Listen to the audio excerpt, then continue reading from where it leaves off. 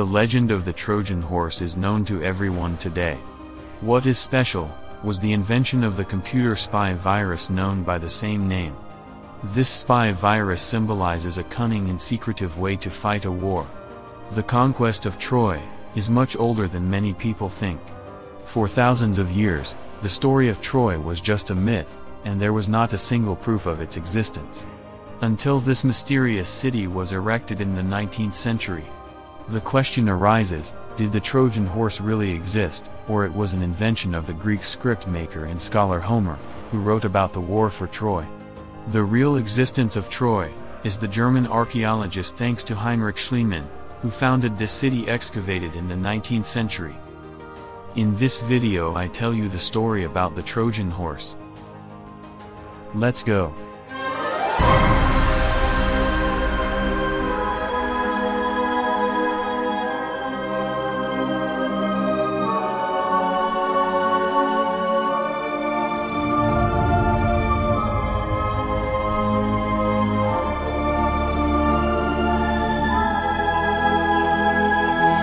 The excavation of Troy, in the northwest of modern-day Turkey, in the town of Hisar Tepe, also known as the Plast Hill.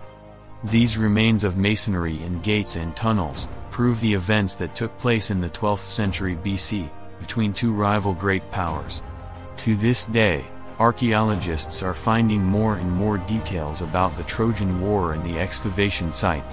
If the Trojan War is viewed from today's historical perspective, then there was a huge alliance of Greek states, attacked the city of Troy under the leadership of King Agamemnon. This war took place from 1195 to 1180 BC. The first mention of the Trojan War was in the poem Iliad by the Greek scholar Homer. The Iliad also described Greek gods and the Odyssey. The topic of the Trojan War was taken up again and again by Greek and Roman font manufacturers and written down. But in these historical sources, real historical events and inventions went hand in hand, and it is difficult to distinguish between truth and fiction. According to Homer's Iliad, the Trojan War was sparked by the kidnapping of Helena by the Trojan king's son Paris Triggered. Helena was the wife of a Greek prince Menelaus. Menelaus was the brother of King Agamemnon. According to Homer's Iliad, Agamemnon was the king of Mycenae. But modern researchers now assume that it was Agamemnon was a king of the former Sparta. Due to the betrayal and kidnapping of his brother's wife, Agamemnon raised a huge army of Greeks, and several Greek states existed. A large fleet led by Agamemnon sailed across the Aegean Sea to Troy, and began a war in which many battles were fought, and the city of Troy was eventually besieged. According to the Iliad, the Greek gods also took part in this war. The Greeks far outnumbered the Trojans by a ratio of 10 to 1. The city of Troy was located on the coast of the ancient region of Hellespont in northwestern Turkey. The city of Troy and its surrounding area led trade routes from Persia via Asia Minor to Greece. A historical fact for the beginning of the Trojan War could not be the abduction of Helena, but that the Trojans were a thorn in the side of the Greek city-states because they were profitable trade routes. All Greek city-states were able to benefit from this war and secure higher trade profits. But the Trojan War lasted longer than the Greeks initially expected, and lasted around 10 years. The great and thick walls of the city of Troy were insurmountable.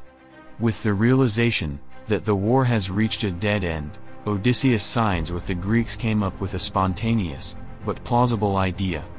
In the evening of that day, the idea was presented to the assembly of the Greek leadership. According to this plan, a large wooden pen needs to be built.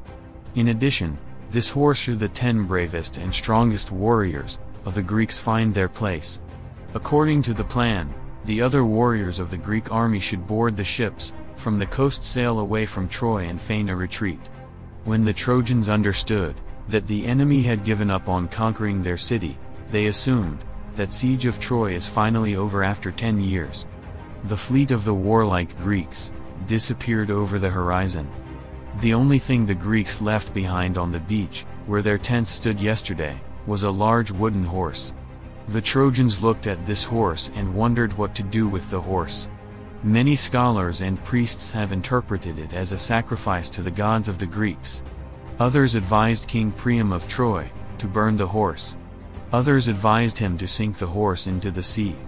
Many Trojans viewed the horse as a tribute to the gods, and wanted to move it into the city, and put it in the largest square in the city, as a symbol of the end of a bloody war. There was a lavish celebration in the city, and every one of the citizens celebrated the end of the war. That night the Greek ships returned. The warriors on horseback wait until deep into the night, before they get out on horseback. In the city at night no one came out on the street, only a few were awake, patrolled through the city or stood at the city gate. The 10 Greek warriors climbed out of the horse, and overran the city guards. A flare was lit as a signal that the gates would be opened. The gates were for the army of the Greeks, which was already there, had long since been set up nearby and had opened. The Greek army stormed the city, and burned down every house. According to Homer's Iliad, it took 3 days for the city to be completely destroyed, and almost all citizens were dead or enslaved. Only a few managed to escape. Some historians hypothesize that the Trojan horse was a tower in the shape of a horse on wooden wheels. Other historians think that the Greeks entered the city by excavating a tunnel got into the city. It may also be that the Trojan horse did not exist, but only one after the other. Poem's Iliad deep sense of the death of numerous millennia later was a famous warrior of the Greeks. But Agamemnon was also stabbed by those close to him after the Trojan War, and Odysseus finds himself in 1 years-long odyssey through the seas, the Odyssey. I hope you enjoyed the video. If so, please leave a subscription and a thumbs up. See you soon. Your channel History Best.